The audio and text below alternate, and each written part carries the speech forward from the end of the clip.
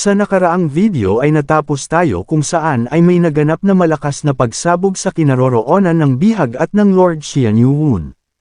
Sabi nito sa nanomachine na ngayon ay aalisin na nito ang parasitic worm sa utak ng bihag kaya naman ay tulungan siya nito na maprotektahan ang utak niya.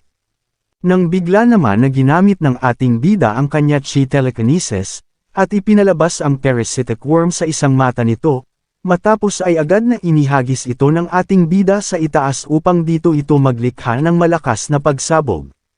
Sa isip ng bihag na napaka-imposible na maalis ang parasitic worm sa kanyang utak kaya naman ay napapatanong siya kung sino ba talaga ito.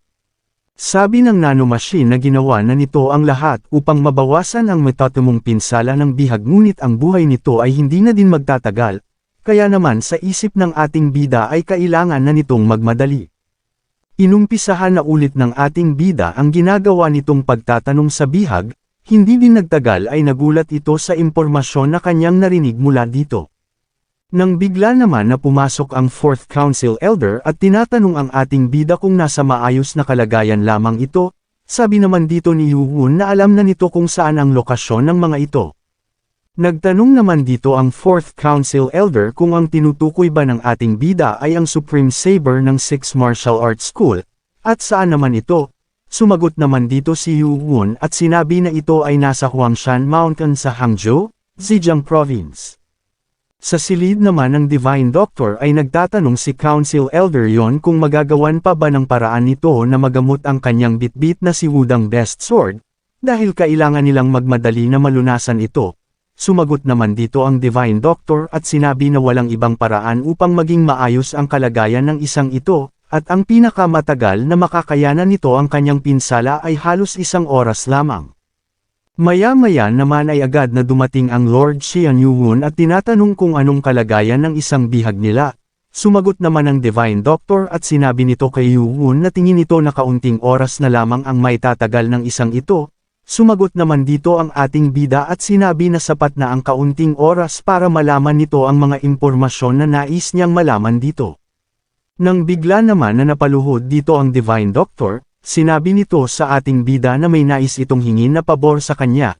Sabi nito na kung nais niyang gamitin ang gamot na ibinigay niya sa ating bida ay may nais din itong malaman sa taong ito. Bigla naman na nagtaka dito si Yuwun sa nais na mangyari ng Divine Doctor. Kaya naman ay ipinaliwanag nito na inutusan siya ng Blue Heaven Society ng Orthodox sect na magsagawa ng pagsasaliksik upang may tulak sa lagpas na limitasyon ang katawan ng isang tao. Inutusan siya ng mga ito na gumawa ng isang malakas na martial artist upang makagawa sila ng bagong tahimik na mundo. Sabi nito na wala siyang balak na makisali sa kahit na anong patungkol sa martial arts, ngunit ang kanyang apo ay nagawang makidnap ng unorthodox sect 1 taon na ang nakakalipas, at bilang ganti ay tinanggap nito ang nais ng Blue Heaven Society sa kanya. Sabi ng mga ito na upang maibalik ang kanyang apo, ay kailangan nilang maipanalo ang digmaan na ito, at ang puwersa na mayroon lamang sila ay hindi sasapat sa ngayon. Ngunit habang tumatagal ay may napapansin itong kakaiba. Ang Blue Heaven Society na kilalang makapangyarihan na kahit ang siyam na mga sect ay parte din sa mga ito, ay hindi alam kung nasaan ba talaga ang kanyang apo o kung buhay pa ba ito o hindi. Tingin nito na may alam patungkol dito ang Wudang Best Sword, kaya naman kung matutulungan siya ng ating bida ay gagawin nito ang lahat ng naisin ng Lord Xian Yuwun kahit na may kaugnayan pa ito sa unorthodox sect o sa demonic cult, kaya naman ay nagmamakaawa ito para sa tulong ng ating bida. Sa isip naman ni Yuwun na kung sakaling may pagkakautang ito sa kanya ay hindi na ito mahihirapan pa na kumbansihin na sumama sa kanila, at ang sitwasyon na ito ay sumasang-ayon sa ating bida.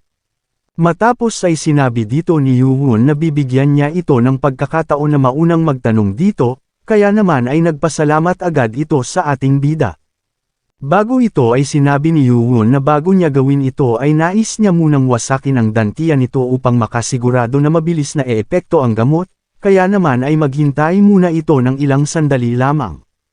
Sa isip naman ng Divine Doctor na sobrang nakakatakot ang isang ito at walang emosyon, kaya naman ay sinabi nito na kailangan niyang mag-ingat sa isang ito.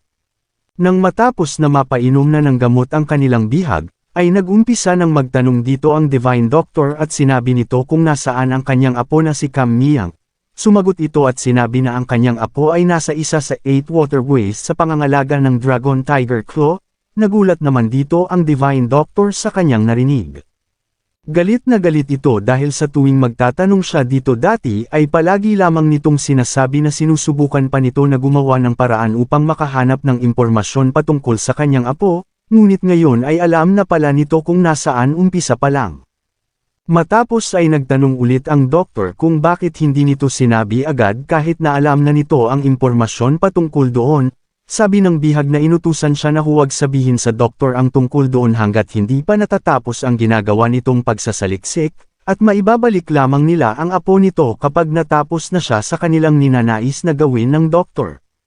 Nagalit naman dito si Heobong at sinabi na paanong natatawag ng mga ito ang kanilang mga sarili bilang mga Orthodox sect kung ang gawain naman nila ay walang pinagkaiba sa Unorthodox sect, nang bigla naman siyang binigwasan ni Ho Sanghua dahil sa pagiging maingay nito. Matapos ay galit na sinakal ito ng Divine Doctor, at sinabi na papatayin niya ito gamit ang kanyang dalawang kamay dahil sa paggamit ng mga ito sa kanyang sariling apo. Nang bigla naman siyang sinabihan ng ating bida na tumigil na ito sa kanyang ginagawa, sa isip naman ng ating bida na hindi alam ng Divine Doctor kung kailan ito dapat na huminto, kaya naman ay ginamit na nito ang kanyang chi telekinesis upang patigilan ang Divine Doctor sa kanyang ginagawa.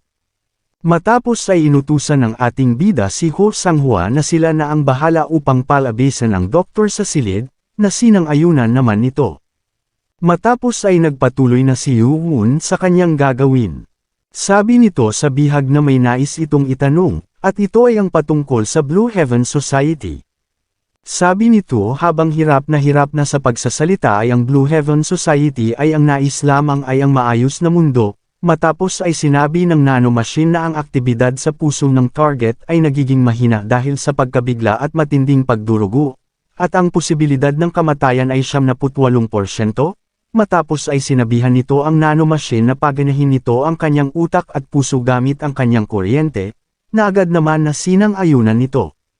Matapos ay sinabi ng nanomachine na ang kanilang ginawa ay walang kahit na anong naging epekto, at ang target ay namatay na. Naiinis naman dito ang ating bida dahil sa hindi nito nagawang makuha ang impormasyon patungkol sa Blue Heaven Society, at kung alam lang niya na ganito ang mangyayari ay siya na muna dapat ang unang nagtanong. Wala na siyang magagawa pa sa bagay na ito sa ngayon, ang kailangan niya na lang ay ang umasa na alam ng Divine Doctor ang patungkol sa Blue Heaven Society. Ngunit bigla naman itong nagtaka dahil bakit ang isang Divine Doctor ay may kaugnayan sa mga martial artist, at nakakaramdam ito ng kakaiba sa di masabing dahilan.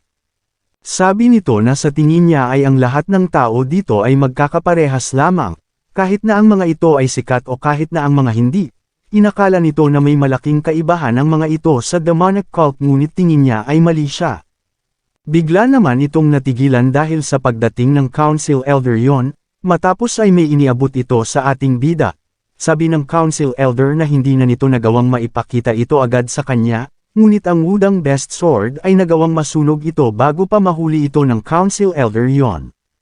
Napatanong naman ang 4th Council Elder na hindi kaya ay ito ang hinahanap ng Divine Doctor, dahil gawa ito sa hindi pangkaraniwang mga materyales. Sabi ni Yu Wun na ang isang ito ay manipis at makinis hindi kagaya ng ibang mga papel.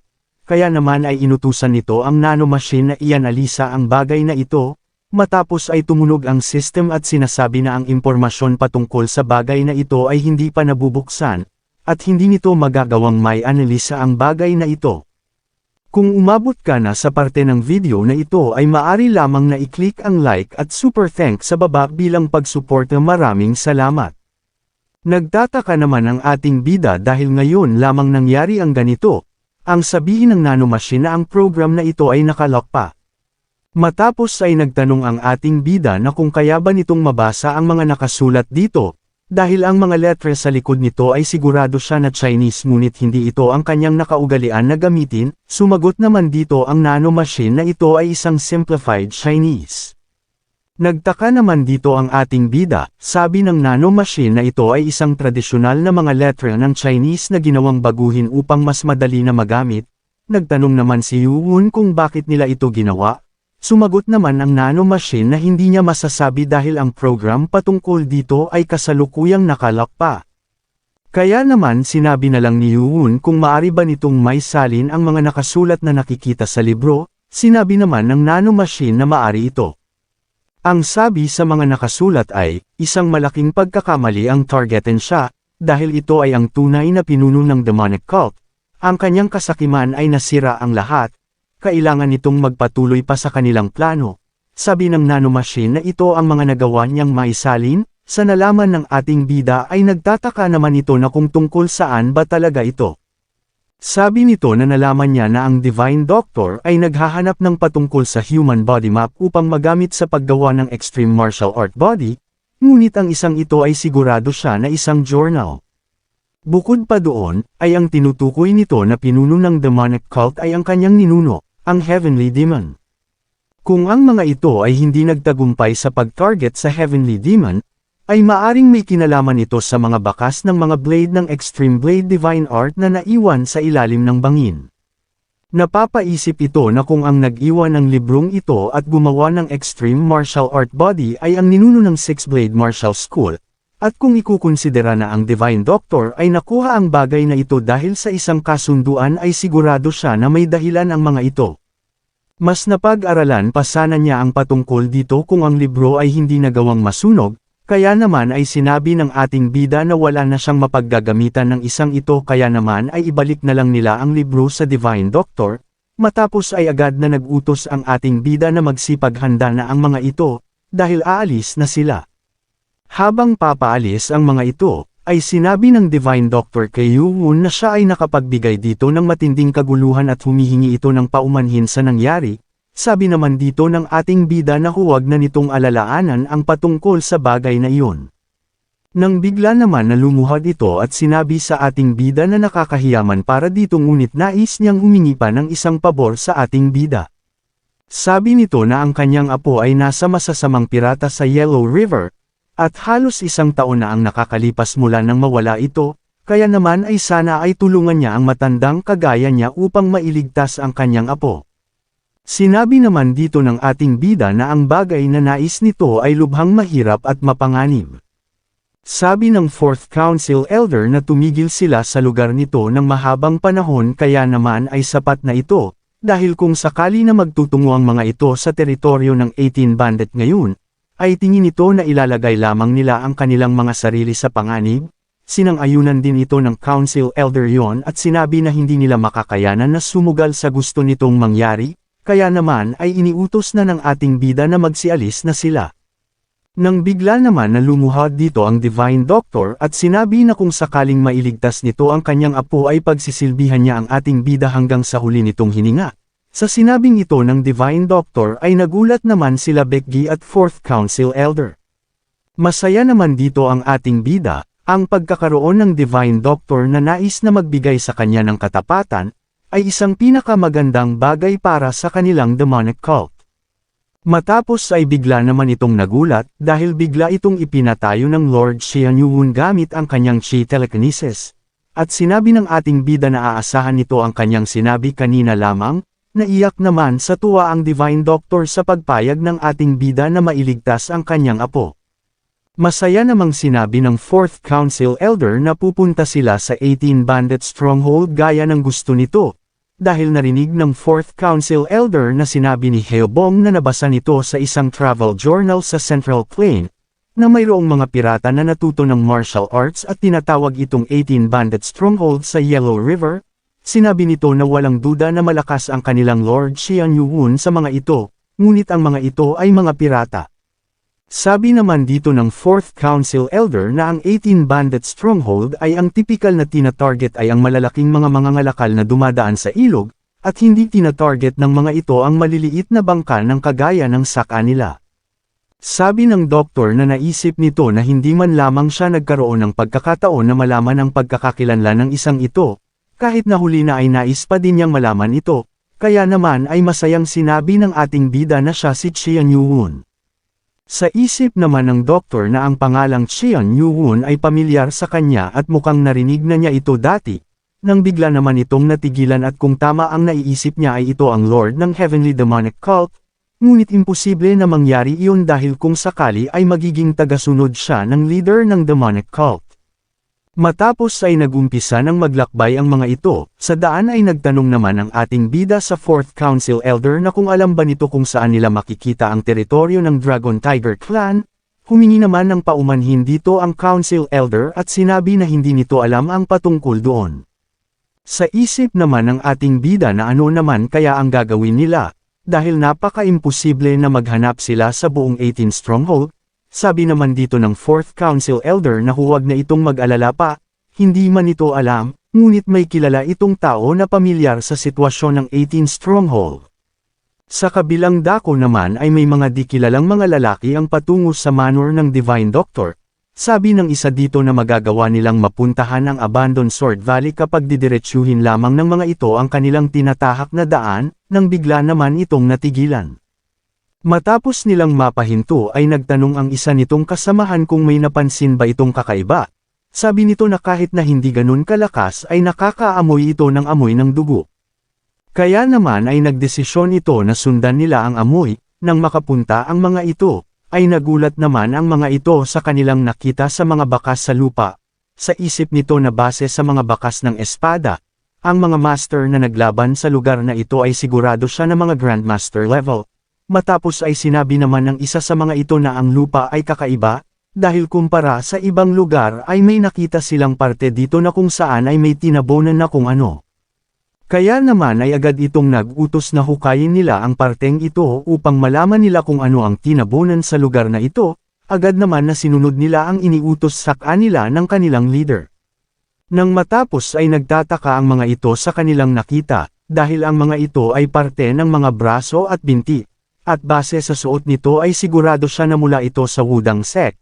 At bigla naman itong napasigaw dahil ang mga ito ay parte ng katawan ng Wudang best sword na si Hyun Wunja, kaya naman ay agad na nag-utos ito sa kanyang kasamahan na maghanap pa sa buong paligid. Sa isip nito na hindi siya makapaniwala na mangyayari ang ganito kay Hyun Wunja, na isa sa siyam na hegemon, at elder ng Wudang sect. Sigurado siya na mayroong nangyari, kaya naman ay kailangan nilang magtungo agad sa Abandoned Sword Valley sa lalong madaling panahon.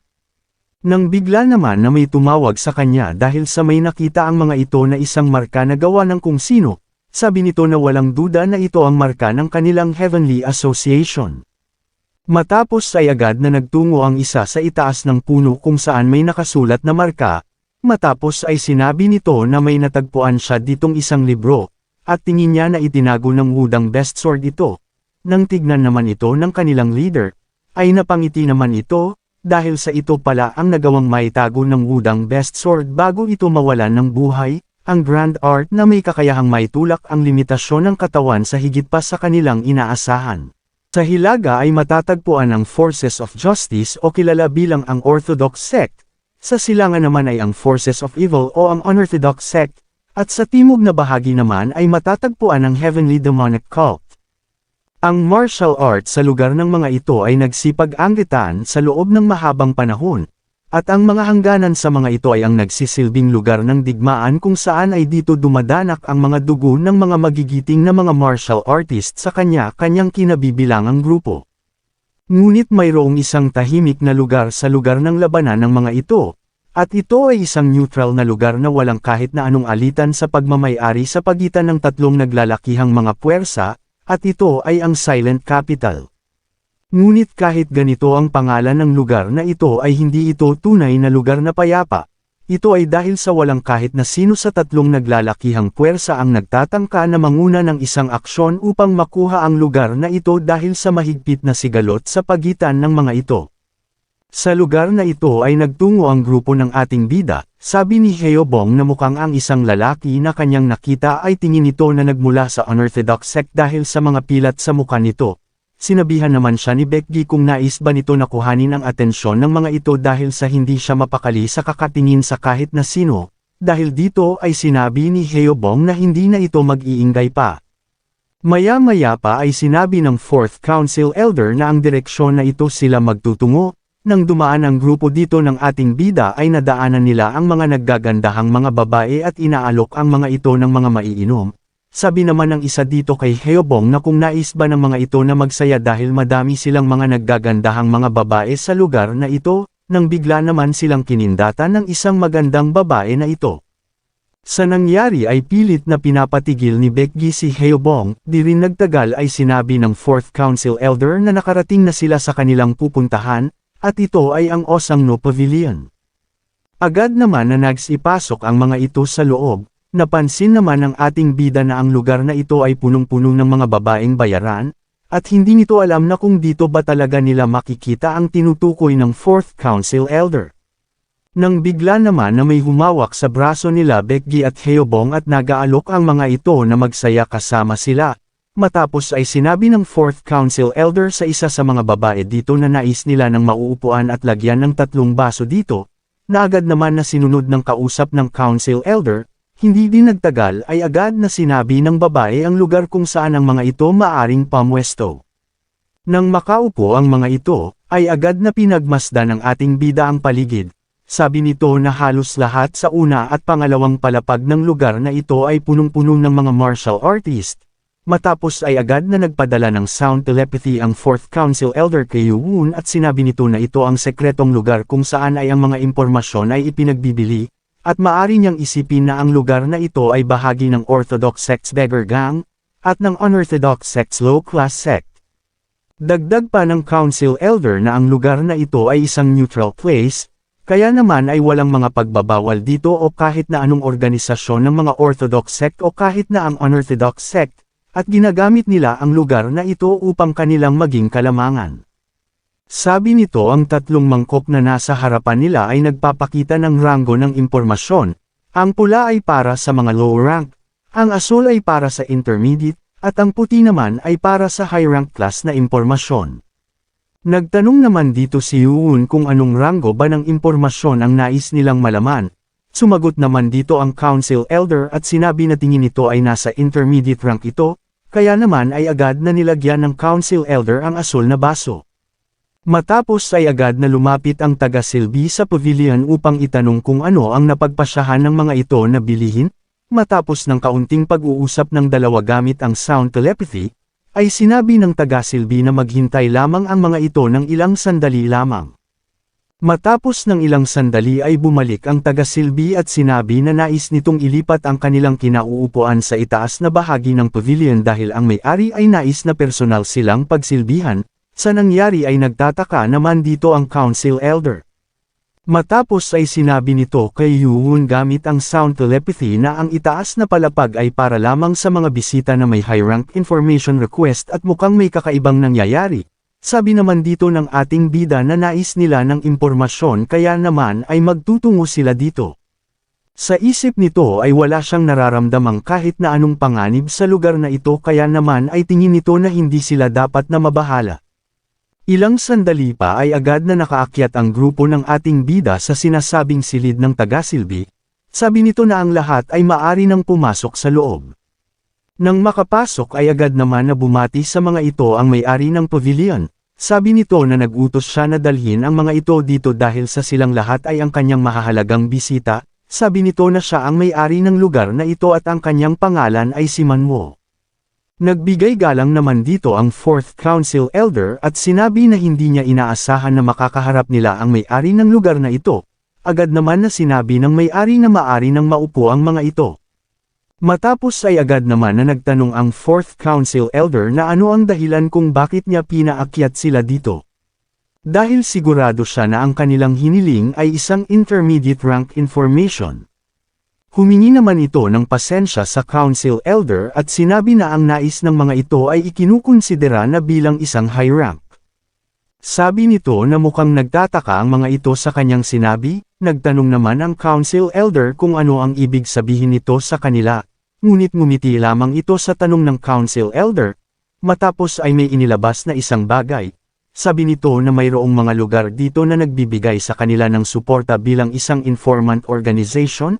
Dagdag pa nito na ito ay ibinigay sa kanila ng isa sa mga patron, at sigurado siya na alam ng grupo ng ating bida kung ano ang bagay na ito. Napasabi naman si Heobong na ito ay mula sa Aten Waterways.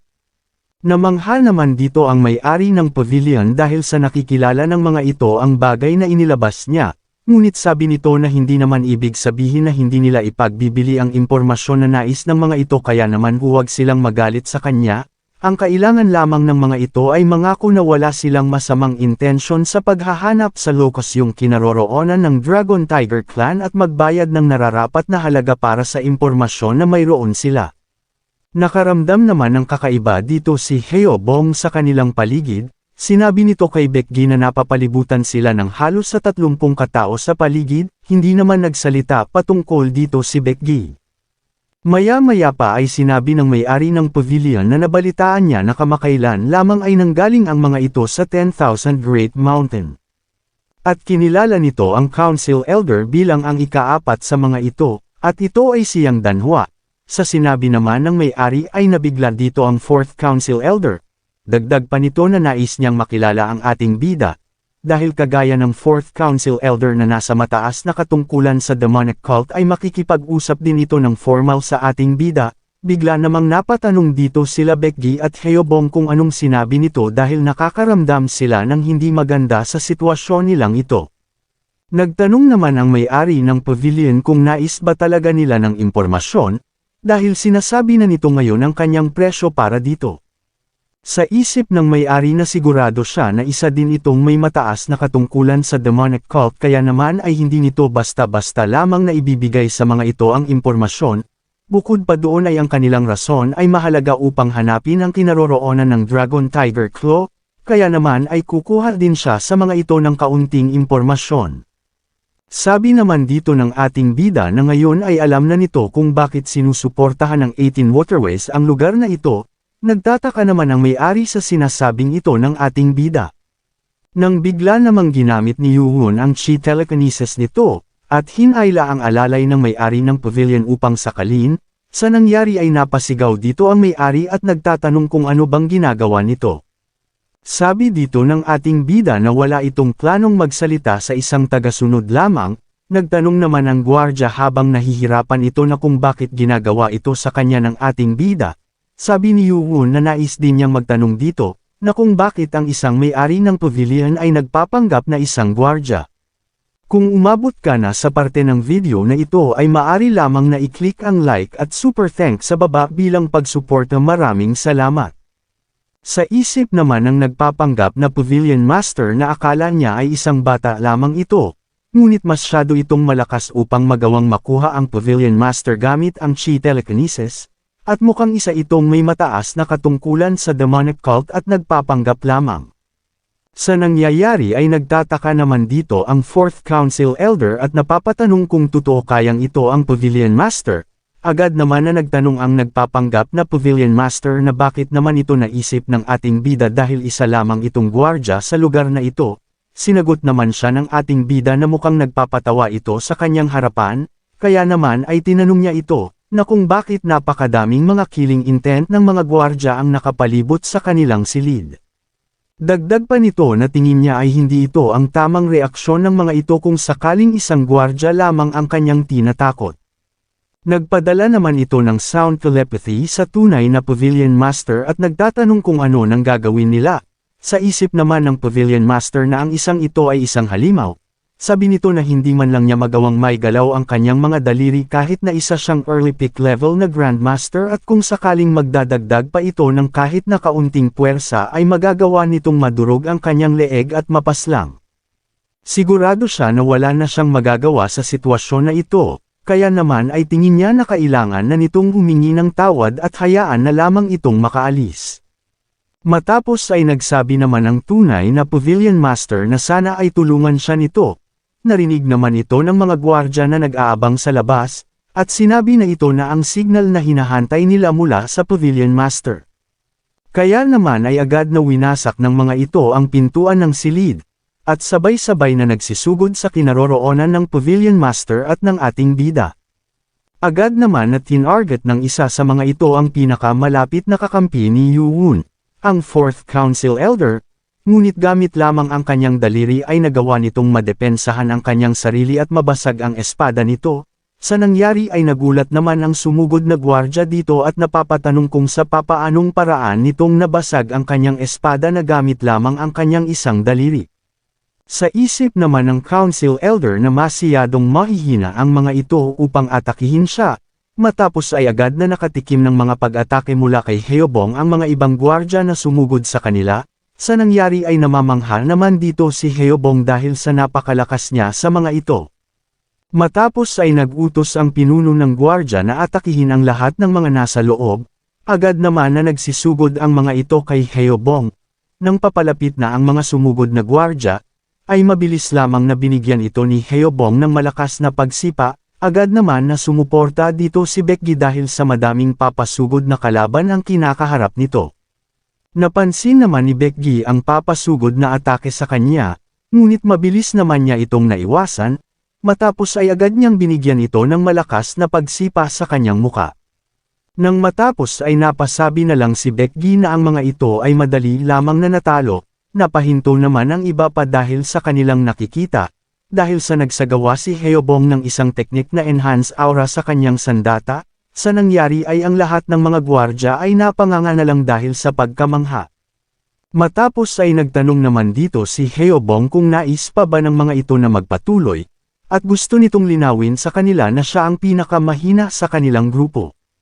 Sa isip nito ay sinasabi niya na may natutunan siyang kakaiba sa mga marka sa lugar ng Abandoned Sword Valley, at ngayon ay nasa early supreme peak level na siya ng kanyang martial prowess, at tingin din ito na masyado na siyang malakas. Matapos ng ginawang ito ni Heobong ay agad naman na nagsabi ang mga gwardya na sumusuko na sila. Sa ginawang ito ni Heobong ay napabilib naman nito ang ating bida, kaya naman ay agad na binitawan na nito ang Pavilion Master. Matapos ay agad naman na humingi ito ng paumanhin kay Yuun dahil sa pagtatago nito ng kanyang tunay na pagkakakilanlan, at totoong siya ang may-ari ng pavilion at siya ay si Do-hyun, agad din naman na humingi ng tawad ang nagpanggap na may-ari at sinabi na siya ay ang Commander Manwo. Agad naman na nagtanong sa mga ito ang ating bida na kung tama ba ang sinabi ng mga ito na ang 18 waterways ay pinuprotektahan ang lugar na ito, at tingin niya na mukhang pati sila ay kinokontrol din ng mga ito. Di naman sinang-ayunan nito ang sinabi ng ating bida dahil nakikipagtulungan lamang ang mga ito sa kanila at hindi ang mga tagasunod ng mga ito, nang bigla naman siyang dinakot ni Becky sa kanyang ulo at inihampas sa sahig. Sabi nito na huwag nitong tatangkain na magsabi pa ng kasinungalingan sa kanilang lord, kaya naman ay sumang-ayon na dito ang Pavilion Master. Sabi ni Yuho na magtatanong siya ngayon dito at magsabi ito ng totoo, at ito ay patungkol sa kinaroroonan ng Dragon Tiger Claw. Magsasalita na sana ito nang bigla naman na may nagpadala dito ng isang sound telepathy, sabi dito na magpapadala siya ng mga tauhan sa special room, dahil kung hindi ay magkakaroon sila ng malaking problema. Sumagot naman dito ang Pavilion Master at sinabi na huwag na nitong gawin yun dahil ang mga tao na ito ay hindi basta-basta makikinig at aalis dahil lamang sa gusto nilang paalisan ang mga ito. Ang mga tao na ito ay lubhang nakakatakot, ngunit madali namang mga kausap kahit papaano. Bigla naman na nagtaka dito ang ating bida sa pagkakarinig ng special room, dahil mukhang may tao dito na tingin niya ay kinakatakutan ng mga ito. Sabi naman ng Pavilion Master kung makakapaghantay ba ang mga ito. Nagtaka naman ang ating bida sa sinabing ito ng Pavilion Master. Sabi nito na bilang pagsasabi ng tapat ay ang Yellow River 3 Demon ay nandito sa loob ngayon. Ang Yellow River 3 Demon ay ang kilalang mga mataas ng 18 waterways. Ayon sa mga balita ay ang mga ito ay mga nagnanakaw ng mga barko, at mga walang awang pumapaslang at nangunguha ng mga kababaihan, may mga pabuya na nakaatang sa kanilang mga ulo, ngunit nagpapatuloy pa din ang mga ito na magpagala-gala sa loob ng syudad nang walang iniisip na kahit ano. Sabi pa ng 4th Council Elder na hindi lamang iyon, dahil ang tiyuhin ng tatlong magkakapatid ay si Galmojem, ay parte din ng Hydra. Sa isip naman ni Yuun na narinig na nito dati ang pangalan na iyon, ito ay ang miyembro ng Hydra at ang pangwalo sa pinakamataas ng unorthodox sect, nabibilang siya sa isa sa 4 sa kanilang ranggo, at ito ay isang extreme expert. Isang tao na may bayolenteng personalidad ngunit malaki ang pagpapahalaga sa kanyang pamilya at mga kaibigan, Mayroong pangyayari na kung saan ang barko na kung saan nakasakay ang Yellow River 3 Demon ay tinambangan. Nang marinig ng Yellow River Supreme Leader Galmohan ang balita, ay agad nitong hinanap ang mga salarin at nagawang paslangin ang buong lahi ng mga ito. Kaya naman ay ito ang rason kung bakit ang mga pulisya ay walang kahit na anong ginagawa kahit na ang mga tagasunod nito ay nagsasanhi na ng matinding kaguluhan. Sabi naman dito ni Yuwon na ang mga ito ay isa talagang mahirap at matatag na taga-suporta sa mga ito. Nagpadala naman ng sound telepathy ang Pavilion Master sa ating bida. Sabi nito na ito ang lugar kung saan ang mga ito kumukuha ng impormasyon, sila ay pinuprotektahan ng mga ito kapalit ng pagbibigay sa kanila ng mga impormasyon na mayroon sila.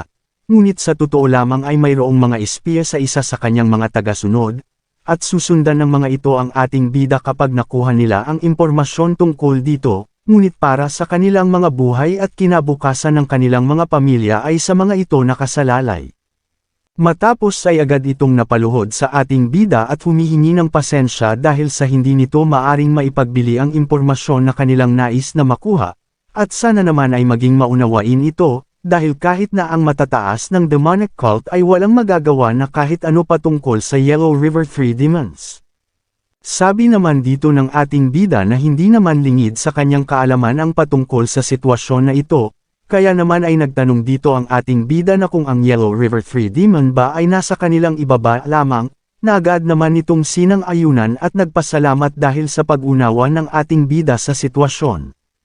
Dagdag pa nito na ang Yellow River 3 Demon ay nasa ikalawang palapag sa special room. Sabi naman dito ng ating bida na kung narinig ba ito ng dalawa, sila Heobong at Bekgi, kaya naman ay inutusan ang mga ito ng ating bida na magmadaling magtungo dito at dalhin sa kanya ang Yellow River 3 Demon na agad naman na sinang-ayunan ng mga ito, matapos ay agad naman nang umalis ang dalawa upang sundin ang ipinag-uutos sa kanila ng Lord Xianyuun.